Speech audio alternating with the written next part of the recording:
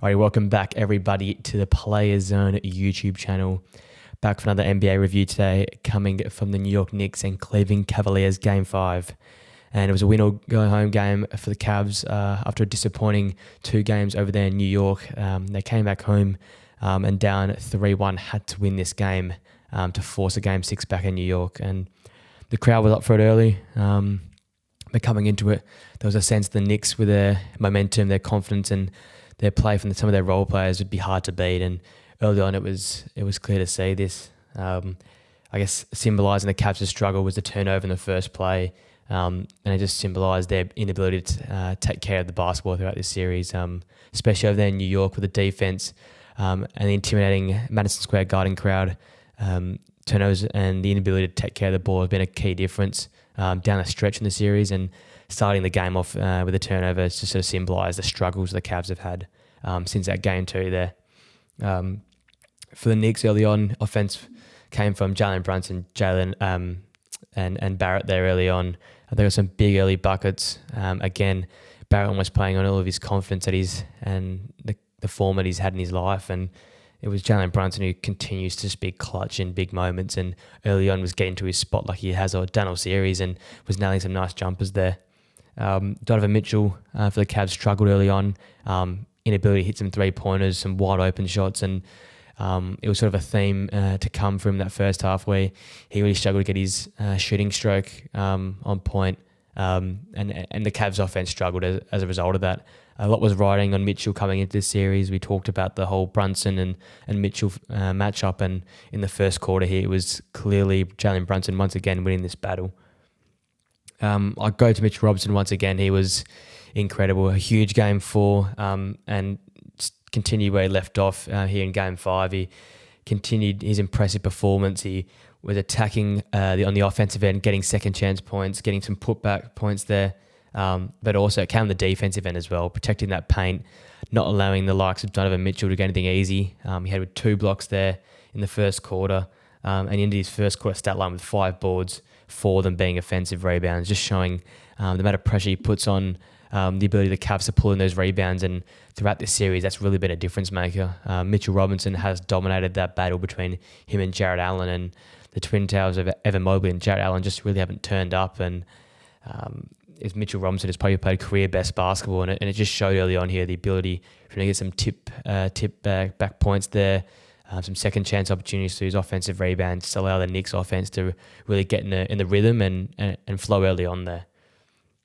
Random struggles from Game 4 were also continuing into this Game 5 here. I think Knicks fans were getting quite frustrated with his output in the last few games, and in the first quarter he only went 1 for 6 and sort of struggled finding that sort of rhythm. He was going back to constantly going to his left hand there, and the Cavs defended quite well on him. They forced him right as much as they possibly could, and he missed all of his 3-point shots. So the confidence was lying a bit low there, and it wasn't being as aggressive as we've seen him being in the past, sort of settling for shots in the mid-range there.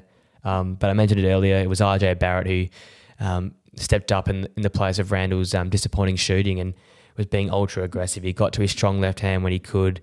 He got deep into the paint and it made it impossible for himself to miss by getting some easy layups there and being aggressive, driving, cutting deep into positions where no shot blocker could get anywhere near him. He had a pair of perfect buckets with 4 points in the opening quarter there, and paired that with some 3 rebounds. Impressive to pull in the basketball at one end and push the pace down the other. Randall, despite struggling early on, got involved in the first quarter just through his vision, his ability to pass the ball. A sign of a great superstar is the ability to adjust to the game and entrust in his abilities. And he was going to his passing ability there in the first quarter, and it ended up with 5 dimes, which is really impressive and just showed. We saw it in Game 4. He was standing on the bench and clapping his teammates in the fourth quarter, and here he was making the most of a tough shooting situation and getting the ball and dishing to his teammates in the second half of the first quarter there, and he was rewarded with 5 assists for himself there. Looking on the Cleveland end, it was Karis LeVert who gave them the offensive punch early on. As I said, Mitchell really struggled early on. Garland's shooting wasn't there either, so it was Karis LeVert's perfect 2 from 2 from downtown. That was big for Cleveland and kept their point tally just ticking over because the Knicks defense was suffocating at times, and the Cavs really struggled there early on. along with this effort, he ended up supplying a few more assists there and a rebound early on. So his impact in the first quarter was on both ends of the floor, and Cleveland really needed this with their superstars struggling early on.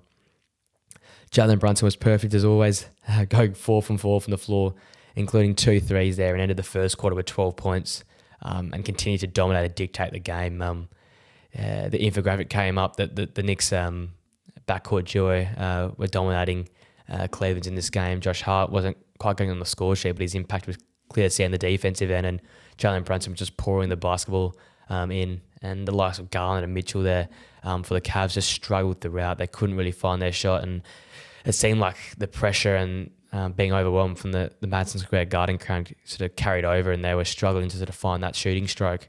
And it came to the detriment of the Cleveland Cavaliers because their offensive punch didn't come anywhere else. And we've seen throughout this series when Mitchell and Garland are unable to score the basketball, Cleveland's offense stalls to a halt, and the defense of the Knicks really takes over.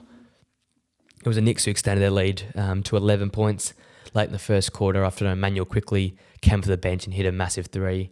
And they ended up winning the quarter 33-26 and going into quarter time up 7 points, which was arguably deserved, and arguably, despite a late sort of comeback there for the Cavs, could have been a larger margin. The Knicks totally dictated the first quarter. They dictated the pace of the game. Brunson was awesome. Emmanuel quickly coming off the bench was very impressive, and the likes of Mitchell Robinson and Josh Hart just played their role to perfection, and it was hard to see the Cavs coming back into this game, and that trend sort of continued into the second quarter. Emmanuel quickly opened up the scoring with his second three, and followed by a transition bucket off a turnover to extend the lead to 12 points only a minute into the second quarter, and that seemed like a more reasonable margin for the difference in the team quality at the time. RJ Barrett's confidence continued to rise, and he looked like one of the better players on the floor. Full of confidence, he was pushing the pace, he was getting rebounds and getting downhill, and when Brunson's shooting the ball, it opens up space for the likes of RJ Barrett to be full of confidence and attack the rim there, and he was there to all to see in the second quarter. He was being ultra aggressive, he was getting the basketball and just putting his head down and getting to his spots. And it was a great sight to see, especially for Knicks fans, that without Randall's sort of shooting and points production, they have someone else there, and RJ Barrett, to supply that. The Cavs at this point in time were just unable to break through. The Knicks had congested the paint up. Mitchell Robinson, Hart and Son off the bench. Julius Randle as well playing some better defense in this game, and they just couldn't get deep into the paint to get some easy buckets. And on one end where the Cavs were struggling, the Knicks are doing the absolute opposite. They were getting deep to the paint. They were getting to their spots, and the likes of Brunson quickly and also RJ Barrett were just getting deep into the paint and finding some easy baskets, and it led to some one-way traffic there early on in the second quarter. I got noted down here, Emmanuel quickly was not only bringing it on the offensive end, but also the defensive end. Some great ball denial on Darius Garland, and that's sort of been a key story over the last three games, from games 3, 4, and 5. Some of the efforts Emmanuel quickly has made on the defensive end to deny Garland the ball, especially when he got hot there in game 4. It's been really impressive, and his minutes have slowly picked up, and the fact he can score the ball on one end and be so agile and such a great harasser on the defensive end. He's so beneficiary to the Knicks, and if they want to be successful going into the future, to the next round of this playoff series, he's going to have a massive role to play. And it was for there all to see in the second quarter, he was ultra aggressive on the offensive end, and some of his defense, I just noted down, was just incredible. And Darius Garland couldn't get an inch of space there. Despite the two superstars of the backcourt there, the Cavs struggling, it was their role players, the players that we didn't really expect to score the ball, that sort of stepped up in Garland's disappearance, and also Mitchell's struggles. And it was LeVert, Garland at times, but importantly Cedi Osman as well, who hitting some big threes in the quarter and just again kept the Cavs afloat and kept them interested. The crowd had really quietened off and seemed disinterested at times, but after some big threes from Cedi Osman, from Karis LeVert, they just got their interest back in the game, and the pressure began to build back on the Knicks there. It was Brunson who was sort of the changing point. He cooled off in the second there. He shot only a 2 from 7 in the quarter, but he still dictated the pace of the game, and that's what allowed the Knicks to still get those open shots, some easy baskets. But with him cooling down, the Cavs had some more opportunity to get rebounds and pushed the pace off misses, and it came to their benefit. And we talk about a lot in this series, defensive sort of promoting offense, and when both these teams can defend well, the offense comes much easier, and the Cavs start to find this through Brunson missing some shots and some great defense to force some misses there. The Cavs offense, I said it early on, but it's slowed, and the Knicks were able to control the game there, and they led through their defense as they have this whole series. They extended to lead at 16 points with 3 minutes to go in the second quarter, and after a mini comeback as Brunson cooled off, the Cavs seemed like they had a chance, but once again, the Knicks with timely baskets from your RJ Barretts to Josh Hart's just extend that lead back out to 16 points, and it seemed like a very uphill battle at that point in time. And a great side of this was seeing Julius Randle being perfect in the second quarter there, going a perfect 3 from 3 and scoring 6 valuable points late in the quarter. And he was playing some pure bully ball, just backing into defenders, a couple drop steps and getting right to the paint. And the Knicks operate the best when they get deep into the paint and can get some easy buckets. It allows their offense to flow a bit more and allows 3-point shots to become more available. And Julius Randle was finding his offensive stroke again by just being aggressive and getting to his spots deep in the paint there. However, this sort of good news story for Knicks fans came to a halt as with a minute 30 to go. Julius Randle appeared to retweak that left ankle there as he landed down, trying to get a rebound, and instantly went off and into the rooms. And we wait for the report on how long he'll be out for, but a big miss for the Knicks. And after this point in time, you sort of felt a bit of energy sucked out of the Knicks as one of their key stars, their all-star was out and sitting out. And despite winning the quarter 28-25 and being up by 10 points, 61-51 at halftime, you worry for the Knicks, especially their offense, without a key player like Julius Randle and how they would respond in the second half. And it seemed the Cavs might have had an opportunity. A door was slightly ajar for them to come back in this game and it'd be all to play for in the second half. But it was the absolute opposite, to be honest. Julius Randle was replaced with Obi Toppin, came in and started on fire. He nailed a first 3-point shot he took, and it was a catalyst for a great quarter for Toppin. He scored the first 7 points of the quarter for the Knicks, and if they missed Randle, they had Obi Toppin there, and it was just a sign for the Knicks, and it's been symbolic of their series that whenever someone's asked to be called up to play a role, they've played that role in Toppin multiple times this series, whether it's been 5 minutes, 10 minutes, or in this game some extended minutes, has come in and done a job. The likes of Josh Hart now being into the lineup after Quentin Grimes got injured, they just seem to have role players that continually come out and produce. And it was Obi Toppin there in the third quarter who gave much of the offensive punch for the Knicks there in the first sort of 4 to 5 minutes. Mitchell's struggles from the field continued into the third. Continued to go to great spots, but the ball just seemed to rim out or roll out, and it just summarised his last 2 games where he's really, really struggled. He missed his first 2 shots quite easily, and it was sort of a theme for most of the first half of that third quarter there. The Cavs started an awful 1 for 6 in the third quarter, going throughout the first 3.5 minutes, and despite the loss of Randle and the ability to capitalise on this, the Cavs couldn't. And once again, it was the Knicks' defence that got on top and was a catalyst for the Cavs really struggling early on in the quarter. And RJ Barrett continued to be red hot. He hit another 3 with the 8-minute mark of the quarter, and it seemed like his shooting stroke had come back and also being aggressive into the paint, and it seemed hard for the Cavs to stop him. And him and Toppin were big in the first half of the third quarter there, and just allowed the Knicks to flex their muscles a bit early on. The Cavs, they would have cut back to the lead to 11 midway through the third quarter there, with the 6:20 mark to go by Caris LeVert's big 3. Again, he continued to be a major option and one of the only shooting options in this game for the Cavs. So he appeared to be ready to go and locked in for this one. And the offense just started to click slowly for the Cavaliers. They started to get a bit more out in transition, like that short period in the second there. And their ball had picked up. They were starting to play more skip passes, swing the ball around a bit more, and the Knicks defense couldn't just load up in the paint there, which is good for the Cavs' point of view. And they started to play a bit more physical and tough brand of basketball, which brought them a bit of momentum, and the fans got a bit behind them there for a short period of time. LeVert's defense and Brunson, a big change was huge, and it slowed Brunson down. He went 2 from 11 with his shots until the midpoint of the third quarter there. And after a perfect first quarter, he'd really cooled down and really started to struggle. And that led to the Cavs once again getting a little head there in the door, and then they started to bring the margin a bit closer and made it a bit more of a game there. But after a big 3-point shot from guess who, it was Obi Toppin again. The momentum of the Cavs had just halted, and it seemed like every time the Knicks needed a big basket, it was Obi Toppin, it was RJ Barrett that would come in clutch and get it done for them.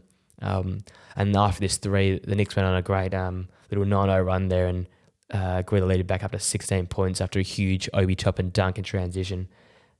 Toppin's huge quarter was summarised by his 12 points, and he went 71% from the field, just showing his efficiency and his great shot making in this period, and it was massive for the Knicks without Julius Randle out on the court.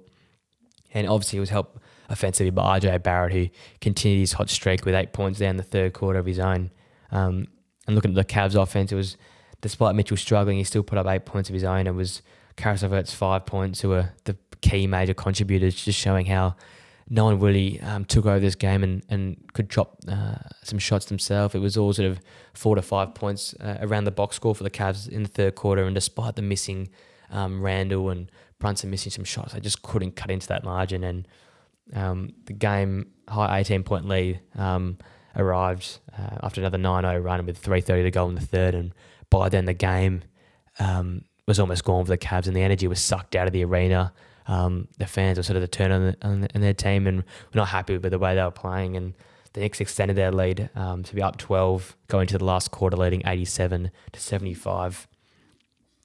The last quarter, the Cavs started a bit stronger, but seemed like a most quarter. They had some good runs there. They got the margin down to 6 points after Darius Garland nailed a great jumper inside there, and despite this, nothing came easy for the Cavs because the defense of the Knicks throughout remained strong, and they just built that wall in there and made it hard for the Cavs to really get any sort of flow on there. Obviously, cutting the margin to 6 was their smallest that had had it a while, and after that, the Knicks continued to be clutch down the stretch. They put the ball in the hoop just through free throws and being aggressive and getting fouled, and the easiest way to solve for the Knicks at that time was getting to the line, and they did that perfectly well, and it just kept their margin at arm's length there, and they were able to control the game without a superstar like Julius Randle there. Looking at the Cavs side of things, Mitchell started to battle and continued to force his way and shot the ball much better in the fourth quarter there. He put up 9 final quarter points at 50% from the field, which is much improved on his first half effort there. And it was Julius and Darius Garland, who had 11 points of his own as he went 60% from the field. So the big two stars for the Cavs did end up showing up, but it was too little too late because no other points came from any players in that quarter there, and just symbolised the series for the Cavaliers. Without those two big guys, they really struggled, and it was clear to see in that final quarter there with the only points coming from Darius Garland and Donovan Mitchell. And they were unable to cut into the Knicks lead because of this, and despite the Knicks shooting 21% from the field, they were able to hold on, and they only held the Cavs at 38% from the field, just showing how both teams, their trademark way of basketball and the blueprint was playing defense, and that was clear to see down the last, and it just showed the quality of both defenses there. And despite the Cavs winning the quarter 20-19, it was the Knicks who run out 106-95 winners and would win this series 4-1. A really impressive series for the Knicks, and something that I don't think anyone would have expected them to win in 5 games. So a solid effort from Tom Thibodeau's men there. When looking at the top performers, you look towards Cleveland, and Donovan Mitchell still got it done.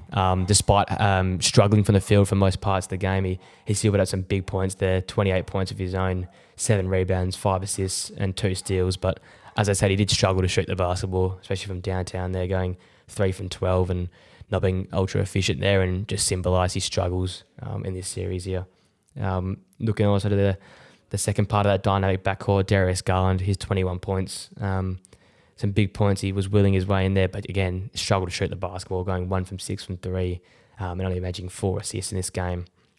And then a valuable effort there from role player Karis LeVert with 17 points of his own, 5 rebounds, and big for him. The 4 threes made that kept the Cavs in the game throughout the first half there, and was their major, offensive punch there in the first quarter and midway through the second there. Looking for the key performance for the New York Knicks. Again, it's a spread around. Everyone seemed to play well for the Knicks. Every role player came in and played their role to perfection. And it's hard to pick sort of a few players, but you always got to look at Jalen Brunson, leading the Knicks with 23 points, struggled shooting the basketball in this game after a hot start. Only went 37% from the field, but it was his 4 rebounds, 4 assists, and his ability to dictate the game. I always talk about it, but when the ball's in his hands, the Knicks will calm. He can always find an open shoot and can get to great spots in his own there. RJ Barrett goes from strength to strength in the playoffs here with 21 points, 4 rebounds and 4 assists, and just scoring points in vital moments when Brunson and Randall were both struggling to shoot the basketball. Mitchell Robertson himself, I mentioned him earlier in the review here, but boy was he massive once again. 13 points, 18 rebounds, 3 blocks. And I'll mention him later on in the key takeaways, but his impact in this series has been night and day. He has dominated the big man battle. When we looked at this prior to the series, who would win the big man battle, probably win the series, and boy has he dominated this, and his impact in this game once again, 18 rebounds is huge. Defensively and both offensively, just the ability to create second chance points and be huge for his team on the defensive end is massive.